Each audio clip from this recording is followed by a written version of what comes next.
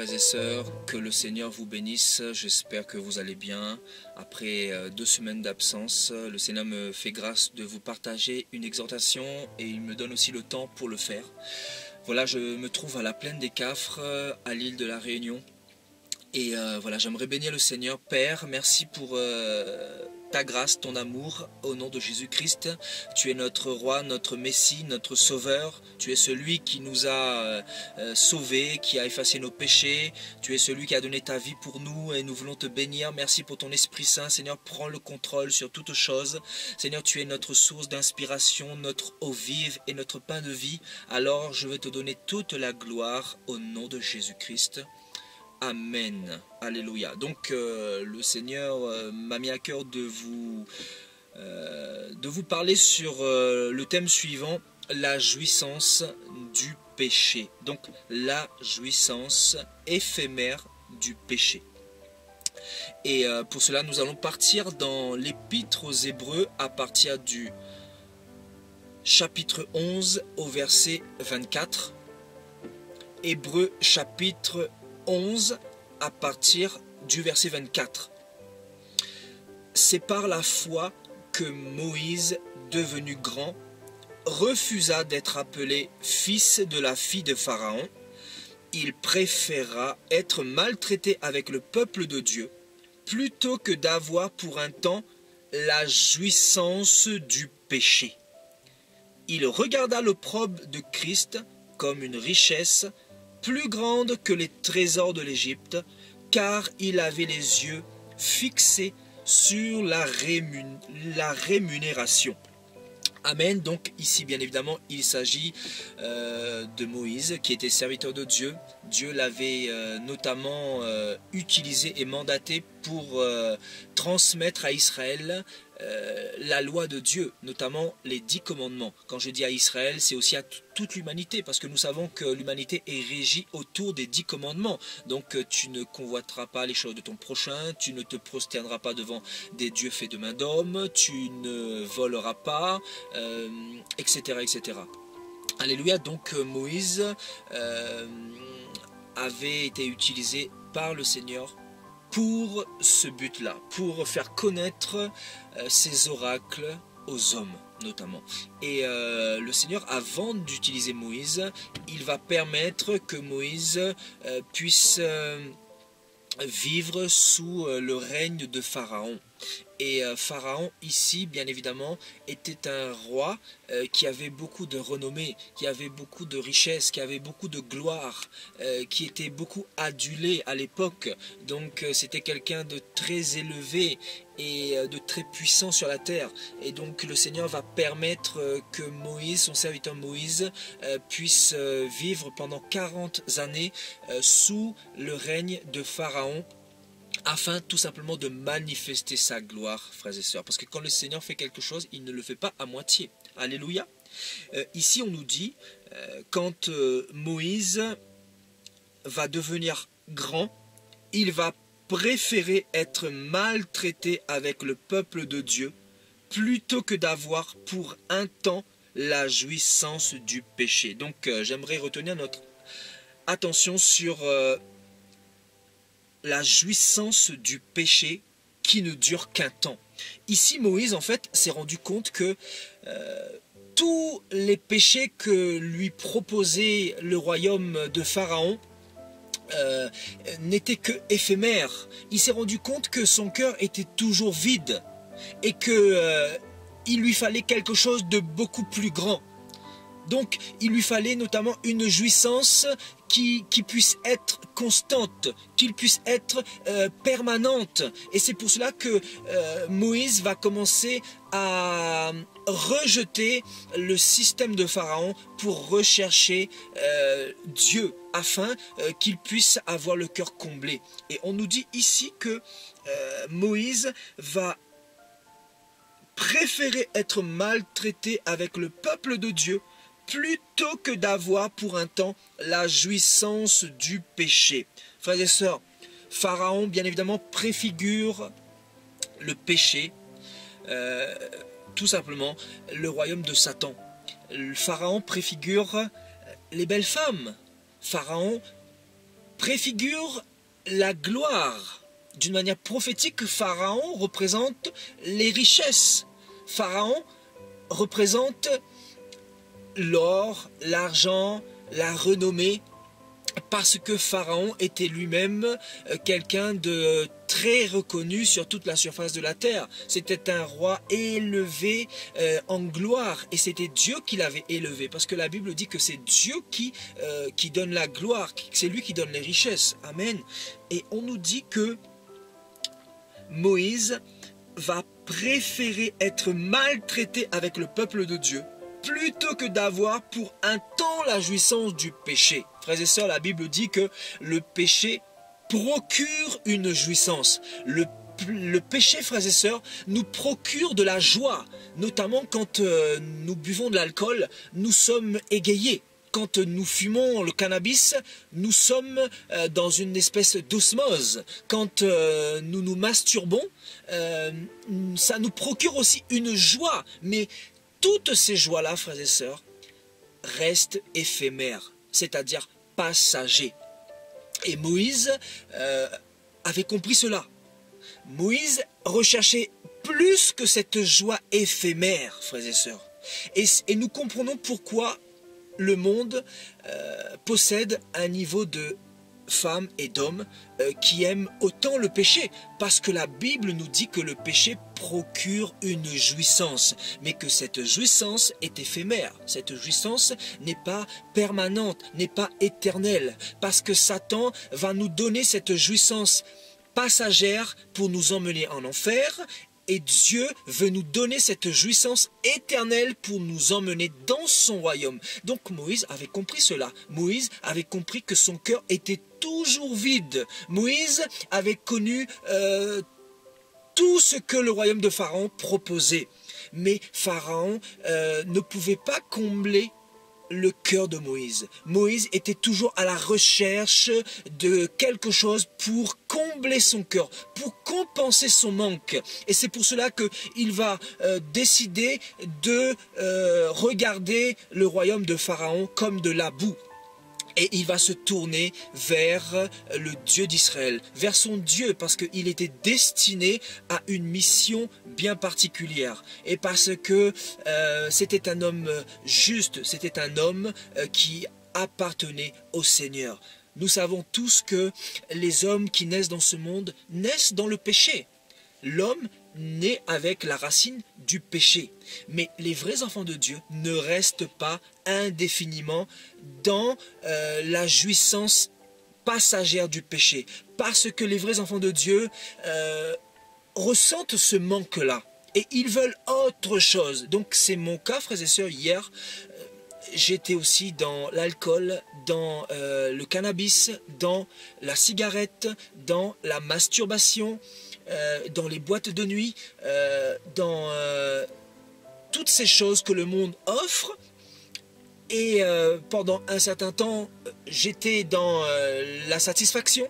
Mais quand j'ai commencé à grandir en maturité, mon cœur, je me suis rendu compte que j'étais vide. Je me suis rendu compte que le péché ne pouvait pas me satisfaire et me combler. C'est pour cela que j'ai commencé à rechercher celui qui allait combler mon vide, celui qui allait me donner cette jouissance permanente, cette jouissance éternelle. Et frères et sœurs, celui qui fait cette rencontre avec Jésus-Christ, et je dis bien Jésus-Christ et non pas la religion, parce que la religion ne change pas l'homme, le catholicisme ne change pas l'homme, mais je veux parler de Jésus-Christ, le Dieu qui est saint, le Dieu qui, quand il vient habiter dans ton cœur, il commence à combler tout est vide, jusqu'à ce que tu commences à avoir le dégoût de tous tes vices, de tout ton passé, et tu commences à rougir par rapport à tout ce que tu étais hier, et tu commences à devenir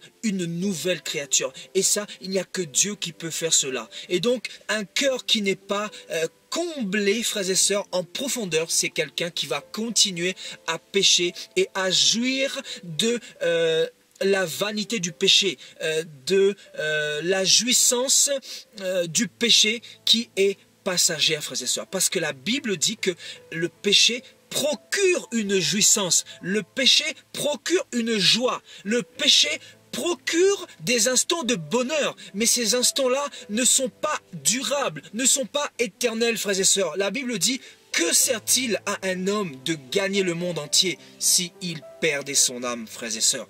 Que sert-il à un homme de connaître toutes les joies de ce monde, toutes les femmes, connaître toutes les sortes de drogues, connaître toutes les sortes de boîtes de nuit, connaître toutes les sortes d'alcool, toutes les sortes de fantaisies, si c'est pour finir en enfer éternellement? Parce que la Bible dit que les pécheurs vont finir dans le lac de feu. Tous ceux qui se rebellent contre la loi de Dieu. Donc, je pense que la décision est vite prise. Moi, j'ai décidé de choisir Dieu. Parce qu'avec Dieu, j'ai mon cœur qui est comblé et j'avance dans la paix, frères et sœurs. Et la paix, ça ne s'achète pas. La paix, il n'y a que Dieu qui peut la donner, frères et sœurs. Il n'y a que Dieu qui peut véritablement satisfaire le cœur de l'homme. Regardez ce que nous dit Ecclésiaste à partir du chapitre 6.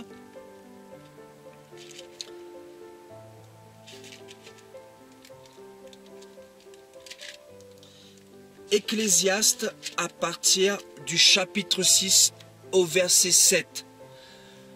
Tout le travail de l'homme est pour sa bouche, et cependant les désirs de l'homme ne sont jamais satisfaits. La Bible dit que les désirs de l'homme ne sont jamais satisfaits. C'est pour cela que l'homme est plongé dans le péché, parce que il essaie de combler son vide, mais à travers des jouissances qui ne sont que éphémères et passagères, frères et sœurs. Je peux vous assurer que cela est possible à celui qui croit. C'est vrai que peut-être vous êtes dans l'alcool en ce moment, peut-être dans la cigarette, peut-être dans la drogue, peut-être dans la masturbation, peut-être dans l'adultère, peut-être dans la pornographie, je ne sais pas votre problème, mais je suis en train de vous dire que Dieu peut combler votre vide, parce que la Bible dit que les désirs de l'homme ne seront jamais satisfaits tant qu'il n'aura pas fait cette rencontre avec le Seigneur, tant qu'il n'aura pas ouvert son cœur à Jésus-Christ de Nazareth. Et encore une fois, je mets l'accent sur Jésus-Christ de Nazareth, non pas le Jésus catholique ou le Jésus de la religion. Parce que hier, nous avons aussi rencontré la religion à travers les églises et les temples. Et nous nous sommes rendus compte que nous étions encore dans le péché. Parce que la religion ne comble pas l'homme. C'est pour cela qu'il y a autant de religions, c'est pour cela qu'il y a autant de déceptions, c'est pour cela qu'il y a autant de personnes qui vont ici et là, parce qu'ils sont en train de rechercher ce qui va combler leur cœur, frères et sœurs. Amen. Donc les désirs de l'homme ne sont jamais satisfaits. Et Ecclésiaste chapitre 3 au verset 1 nous dira: il y a un temps pour tout, un temps pour toute chose sous les cieux, un temps pour naître et un temps pour mourir. Un temps pour naître, un temps pour mourir. Un jour, nous allons quitter ce monde. Alors, la question que j'aimerais nous poser: comment allons-nous quitter ce monde? Est-ce que ça sera dans cette jouissance passagère pour aller en enfer éternellement? Donc, il y a un temps pour naître et il y a un temps pour mourir.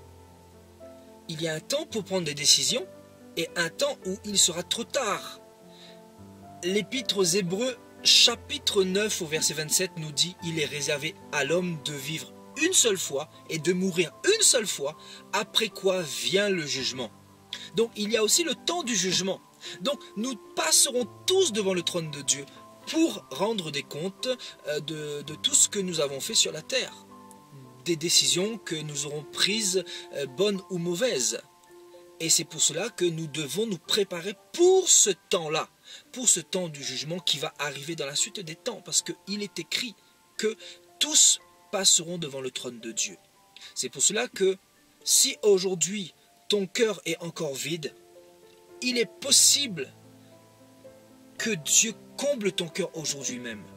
Il est possible que Dieu arrache cette jouissance passagère par rapport au péché et qu'il plante en toi cette jouissance par rapport à sa présence, par rapport à sa sainteté, par rapport à la satisfaction, afin que tu n'aies plus désir sur désir et que tu t'égares dans bien des tourments. Parce que l'homme, à force de pécher, il devient de plus en plus insatisfait et il se plonge de plus en plus dans des choses tellement mauvaises, tellement pernicieuses, et ça détruit sa vie. Et malheureusement, beaucoup meurent comme ça dans cet état de péché, et la Bible nous dit que les pécheurs finiront dans un lac de feu.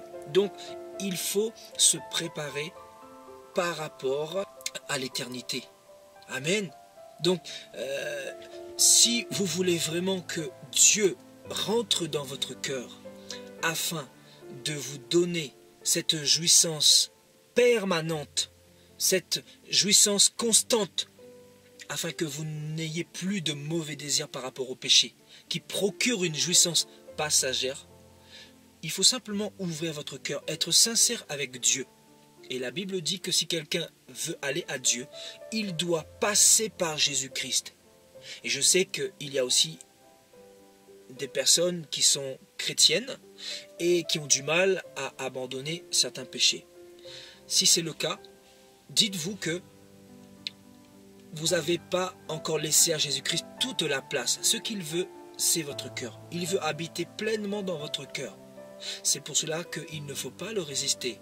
Comme il dira dans Hébreux 13, si aujourd'hui vous entendez la voix de Dieu, n'endurcissez pas vos cœurs. Laissez Dieu pénétrer vos cœurs. Parce que c'est une question de résistance. Les personnes qui décident de jouir encore par rapport à la jouissance du péché qui est éphémère, ce sont des personnes qui résistent à Dieu. Ce sont des personnes qui refusent de se laisser transformer entièrement par Dieu, se faire circoncire au niveau du cœur, au niveau de l'intérieur. Amen. Donc si vous voulez faire cette démarche avec le Seigneur, nous allons faire une prière ensemble. Si vous êtes dans un péché et vous voulez vraiment que Dieu vienne habiter dans votre cœur, qu'il puisse enlever la jouissance par rapport au péché, qui est éphémère, bien évidemment. Vous allez dire avec moi: Père, au nom de Jésus-Christ, je veux te demander pardon pour mes péchés. Je veux, Seigneur, que tu entres dans mon cœur à 100%. Je veux jouir de ta présence. Je veux jouir de l'éternité. Je veux que tu habites dans mon cœur. Et je dis non par rapport au péché. Je refuse à partir de maintenant la jouissance du péché. Et je désire que tu changes ma vie. Au nom de Jésus-Christ de Nazareth. Amen. Si tu as dit cette prière de tout ton cœur, Jésus-Christ va te donner la force pour pouvoir rejeter le péché, qui va te procurer une jouissance passagère, mais qui au final va t'emmener en enfer. Dieu, ce qu'il veut, c'est que peut-être tu souffres pour un peu de temps avec lui, mais au final, tu es gagnant parce que tu auras cette paix au niveau de ton cœur, cette confiance par rapport à l'éternité, et tu jouiras de ce privilège que Dieu te donne d'accéder à l'éternité, c'est-à-dire la vie éternelle. Et la Bible dira, celui qui persévérera jusqu'au bout sera sauvé. Donc je veux aussi exhorter mes frères et sœurs de combattre le bon combat de la foi, de continuer même si c'est pas facile, même si vous êtes tentés. Surtout ne refaites jamais marche arrière, parce que c'est ce que Satan attend, frères et sœurs. Satan n'attend que vous fassiez marche arrière. Mais je pense que nous, les enfants de Dieu, nous ne sommes pas de ceux qui se retirent pour se perdre. Alléluia. Voilà, j'espère que ce message vous aura fortifié, que le Seigneur vous bénisse et vous garde. Et je vous donne rendez-vous très bientôt pour une autre exhortation. À bientôt. Alléluia.